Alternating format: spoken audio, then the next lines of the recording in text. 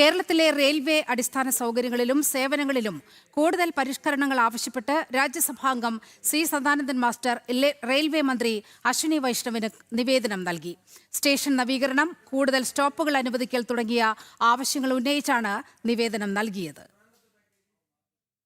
Malabar മേഖലയിലടക്കം railway വികസനത്തിനായി railway മന്ത്രാലയത്തിന്റെ ഇടപെടൽ ഉണ്ടാകണമെന്നാണ് എംപിയുടെ ആവശ്യം.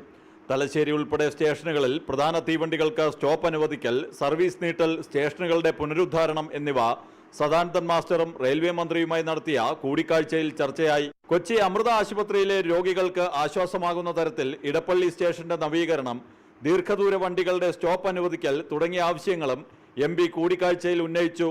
റെയിൽ യാത്രാ സൗകര്യം കുറവുള്ള വടക്കൻ കേരളത്തിലേക്ക് പുതിയ വണ്ടി അനുവദിക്കണമെന്ന ആവശ്യവും എംപിയുടെ ഭാഗത്തു നിന്നുണ്ടായി.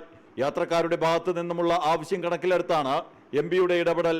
നേരത്തെ സദാനന്ദൻ മാസ്റ്ററുടെ ഇടപെടലിനെ തുടർന്ന് തലശ്ശേരി റെയിൽവേ പാഴ്സൽ സർവീസ് തുടരാൻ റെയിൽവേ മന്ത്രാലയം അനുമതി നൽകിയിരുന്നു. പാഴ്സൽ സർവീസ് നിർത്താൻ റെയിൽവേ തീരുമാനിച്ച സാഹചര്യത്തിലാണ് എംപി വിഷയത്തിൽ ഇടപെട്ടത്. ജനം, ഡൽഹി.